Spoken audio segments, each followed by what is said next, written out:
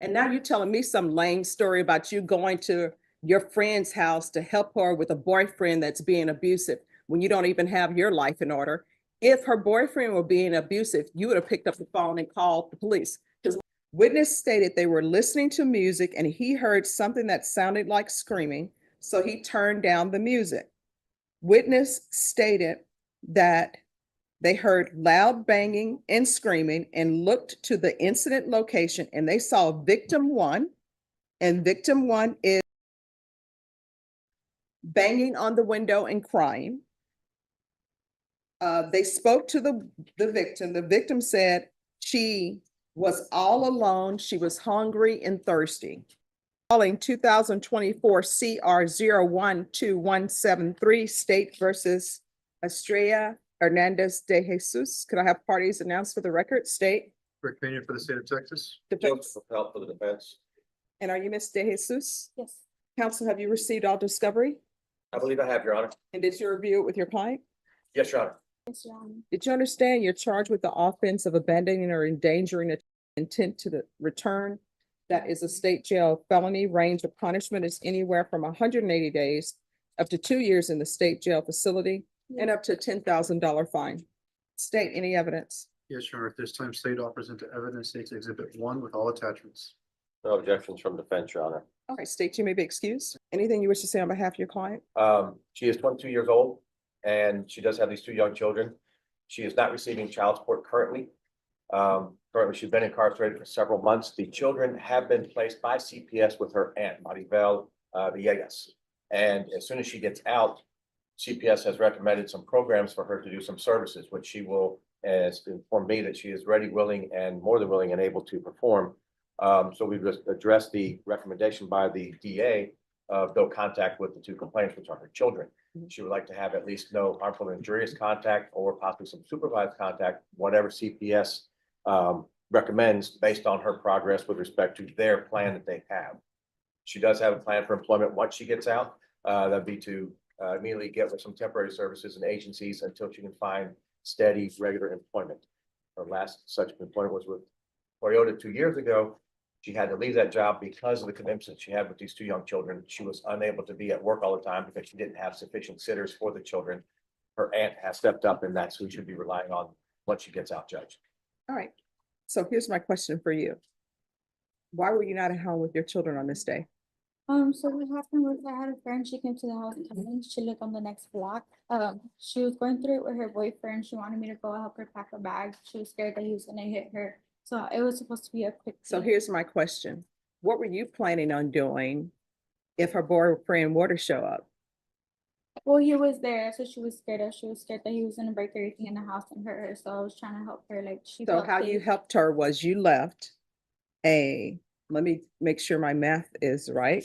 The offense date is 2024. So you decided, let me go help my friend with her crazy boyfriend and leave children alone who can't even take care of themselves in a house by themselves. And it wasn't just for 2 minutes because Good Talk said that they were thirsty and hungry. So tell me, where does Mr. Adrian Ruiz play into all of this? He was giving me a ride. He was down the street and he came with me. And we took the car. We went right there on San Fernando, which is on the next street. No, because in the police report, people are saying that your car was driving up and down the street. No, Your Honor, it's not my car. That was his car. I was at home all Well, day. the people who were in the car, which was you and this Adrian Ruiz person, were driving up and down the street. That's what it says. I spoke to the witnesses. They stated they were outside in the yard having a barbecue. They stated they had seen the above listed car driving up and down the street all day, but had not seen anyone in the apartment or any adults around the apartment from at least 7 p.m. Witness stated the party had been outside since 7 p.m. Witness stated they were listening to music and he heard something that sounded like screaming, so he turned down the music. Witness stated that They heard loud banging and screaming and looked to the incident location and they saw victim one. And victim one is the banging on the window and crying. They spoke to the victim. The victim said she was all alone. She was hungry and thirsty. And then the witness went to the front door to try to see if an adult was at home. And the witness stated the front door was wide open, but the screen door was locked. Witness called the victim to the front of the house and had the victim unlock the door. And that's when they arrived on the scene. So that's what I'm reading. So why are you driving up and down the street with Adrian Ruiz, and who is he to you? Is that your boyfriend? Who is he? He's my ex-boyfriend now. All right, so ex-boyfriend now? Was he your ex-boyfriend then? No, All right, so this is my problem. You were with this Adrian Ruiz. Is he the biological father of any of these children? no, So stop with the nonsense. What ended up happening is you are how old? me too. You're 22. You're still acting as though you're out here in the streets single with no children. And what you have done is you put Adrian Ruiz Jr. How old is he? He's 25. He's 25. I guarantee you, he doesn't want to be saddled down with two children. And you're riding up and down the street with this person while you and your other child who's younger than the are at home starving, don't have anything to drink or any food. Did you have food that day? I have food, yes. Did you drink that day? Yes, so did They my didn't. children. Because guess what? These children, some of them drink milk, some may have water, some of them need their diapers changed. I guarantee you their diapers were not changed and their diapers were dirty because the neighbor said that you had not been there and those had been there all day No, you're by right. themselves. They weren't there by themselves all day. I was there all day with them. No, they say you were driving up and down the street with your then boyfriend. And here's the thing, I understand things get dicey for young people. They're just like, you know what? I want to live my life. I'm settled with these two children. And I was putting my dreams and my hopes and my stars and my moon on the biological father of these children. He's not stepping up. I'm not receiving child support. And you know what? People should be thinking about that before they start having a lot of children. You understand? Yeah. And anything could have happened to these young children. I understand. Could have been some, instead of this nice person who was knocking on the door trying to take care of your children, could have been somebody who's like, hey, this is a cute little baby. And then you would have been on the news screaming, somebody took my child, I don't know where they are, help me please. When it was because you were being a horrible mother. You understand? I understand that. I don't think you do. I think 2 years down the line, there's going to be another boyfriend. And the reason why I say that is because when mothers have child protective services cases, you know what people always tell them? Don't get involved with any more guys. Concentrate on getting a job, bettering yourself, and taking care of your children. And you know what always happened? During the middle of CPS, when children are being returned, next thing you know, mother has a new boyfriend, somebody from prison that, oh, he's changed, he's a great guy. And in the meantime, you're putting your lives in danger. And children don't get to say, hey, you know what, mom, you're making some stupid decisions out here and it's going to impact me. People don't care because you're all in your feelings with this Adrian Ruiz Jr. guy. And guess what? If he were a good guy, you know what he would have said? I will come visit you at your house, but you cannot leave infants to take care of themselves. Instead, he didn't. And now you're telling me some lame story about you going to your friend's house to help her with a boyfriend that's being abusive when you don't even have your life in order. If her boyfriend were being abusive, you would have picked up the phone and called the police. Because what are you going to do? Are you going to get over there and fight a guy? No, you're just doing silly stuff and putting your child's life in danger. And I'm going to do this no contact order. If CPS wants her to have contact with her children, then what's going to end up happening is they're going to have to appear. They can appear by Zoom if they want to appear by Zoom and come to me with the child's ad litem and say why there should be a contact order. How far did you go in school? I got my GED. And what have you been doing with your life other than having children and driving up and down the street with Mr. Ruiz? I was going to cosmetology school for a little bit, but I didn't have babysitters. So I stopped going and I started going to Toyota, Butex, That's when I was working there for a little bit. I got into this program called Goals. And I was doing that basically, I get monthly payments. I would get monthly payments from them. I had to make goals and I get incentives for completing goals. Here's the thing, when people decide to have children, they should decide to have children and have plans for who is going to be the babysitter. You understand? There's a $1,500 fine that'll be probated. Proof of employment within 30 days of release. No employment as a home health care provider or with minors. TAP evaluation in custody. Follow recs. There should be regular reporting by Zoom or in person, regular random UAs. There should be no contact with Adrian Ruiz Jr.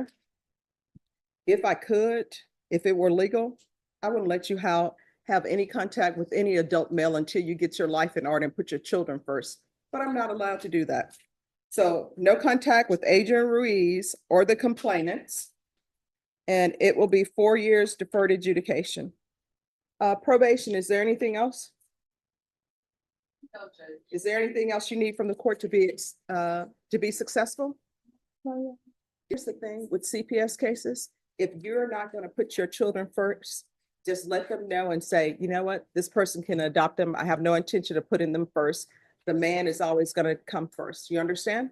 Don't waste their time and break their hearts. All right, good luck to you. All right, the court is calling 2025 CR 003690, State versus Mia Ray Hermio Herrera. Could I have parties announced? Duffy Pitlar for the state of Texas, Your Honor. John Sandheimer for Ms. Herrera. All right, and probation, this is an application. Counsel, have you received all discovery? Did you review it with your client? Yes, Your Honor, I have. Court will find that the state is in compliance with discovery. Ms. Herrera, did you review the application for deferred adjudication with your attorney? Did you understand it? And did you sign it? Yes, ma'am. Did you review the true bill of indictment with your attorney? Did you understand it? Yes, ma'am. Counsel, do you waive the reading of the indictment? We do so waive it. State, are you proceeding on the indictment as presented? Yes, Your Honor. Ms. Herrera, did you review the court admonishments with your attorney? Did you understand it and sign it in all the appropriate places? Yes, ma'am. Did you understand you're charged with evading arrest, detention with a vehicle? That's a third-degree felony. Range of punishment is anywhere from 2 to 10 years in prison and up to a $10,000 fine. All right, after reviewing state's exhibits 1 and attachments, the court will find there is sufficient evidence to find you guilty. The court will defer finding you guilty as you applied for deferred adjudication. Are you proceeding with sentencing? We are, Your Honor. Anything you wish to say on behalf of your client? At this time, no, Your Honor. All right, so why didn't you pull over? I did pull over. No, evading arrest, detention in the vehicle is when officers, ask you to pull over. And they signify this by putting on lights behind your vehicle and asking you to pull over. So the officer in the police report said that he asked you to step out of the vehicle and you took off. And then finally, they end up having to break your window once you pulled over again. So do you not remember this night? No, I pulled over. I just didn't feel safe to get out of my vehicle. Well, no, that's not what the police report says. Have you read the police report? Yes. What it says is, they do the normal, he's driving, he approached your vehicle and gave you the reason for why he was stopping you, asked for your information. You gave him your phone and I copied down our information. I then asked her for insurance. While your window was rolled down, he says there was a very strong odor of marijuana. I told AP I had to return to my vehicle and that I would be back. He contacted his supervisor. And then he gave you more instructions. You refused to follow his instructions. You rolled up your window. He said, hey, I'm going to add more charges. You need to exit the vehicle. You refused and you drove away. I immediately contacted dispatch and informed them of the situation. I returned to my vehicle and started following AP with my emergency red and blue overhead lights and siren on.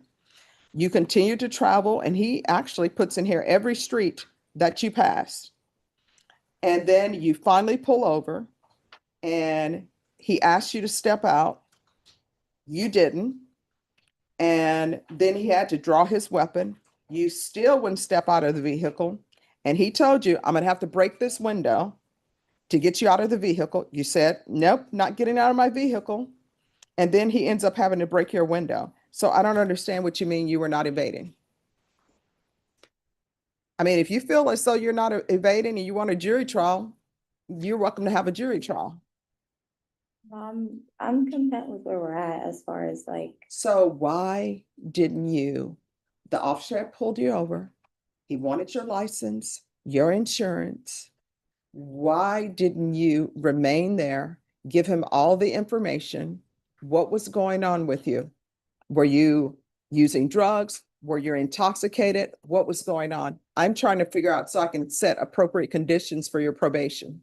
I didn't feel comfortable or safe with the officer. I understand that me driving away was not the best decision. It wasn't the correct decision. And I understand if there's ever a point that I don't feel safe around an officer, that's not the approach to take. I truly just did not feel safe with that officer. All right, and if you're drug tested today, what are the results going to be? And you're going to get drug tested today. I haven't smoked within the past 2 weeks, so it's gonna be positive, I'm assuming, because I don't know how long it takes to get out of your Mhm. system. So the officer was right when he said he smelled marijuana in your vehicle. Now the next thing, do you have any children? No, ma'am. Are you employed? Yes, ma'am. What do you do? I'm a server Where? at Omiya. It's a sushi restaurant. Oh, I'm your sushi. Do you make any of the sushi or you just serve? I serve. Okay. All right, this is what the court is going to do. The court is going to sentence you to 2 years deferred adjudication, regular reporting by Zoom or in person. There's going to be regular random UAs. Let them know that they need to test for levels. After today, there's to be no driving until you present a valid driver's license and insurance to probation. There's going to be field visits 1 time per month for 3 months. Proof of employment within 30 days, no employment as a home health care provider or with minors. There's to be no unsupervised contact with minors. There's to be 100 hours of community service restitution. How far did you go in school? High school. All right, what are you Diploma. planning on, what are you planning on doing with the rest of your life? What's your dream job? A flight attendant. All right, so there's 100 hours of community service restitution. If you become a flight attendant, your community service hours will be deemed satisfied. So you need to start making plans on how you can do that. Thank My you. understanding is you sometimes get free travel. I have a question. Yes, I've applied to be a flight attendant with this current situation going on. I guess I know I probably should do my own research on it, but is Yes. this something that, like, after the deferred probation happens? well, what I can tell you is this is on your record. You need to discuss with your attorney perhaps about non-disclosures or whether or not it can be removed from your record, expungens, okay? Okay. Probation, is there anything else? Is there anything else you need from the court to be successful? And just so I understand, the 100 hours, if I become a flight attendant, I don't do them, or I still Yes. have to do them? No, if you complete that, you know, you're off to the friendly skies. So, So otherwise you can do the 100 hours. They usually will put you in the sun picking up paper. is the 100 hour, or do I have like the 2 years to figure out to become a flight attendant? Is that what- Yes. Okay. All right, is there anything else? Just one last thing, Your Honor. In discussions with the state is not going to, I just want to place it on the record, the state is not going to oppose an early termination application if we should so apply. All right. Thank you, Thank Your Honor. This hearing ultimately centered on accountability rather than sympathy. The defendant faced a state jail felony charge involving child abandonment or endangerment, and throughout the proceedings, the judge repeatedly returned to one undeniable fact: very young children cannot protect themselves. While the defense presented mitigating circumstances, including financial hardship, lack of child support, and plans to improve her life, the court concluded that those factors did not outweigh the danger created by leaving the children alone.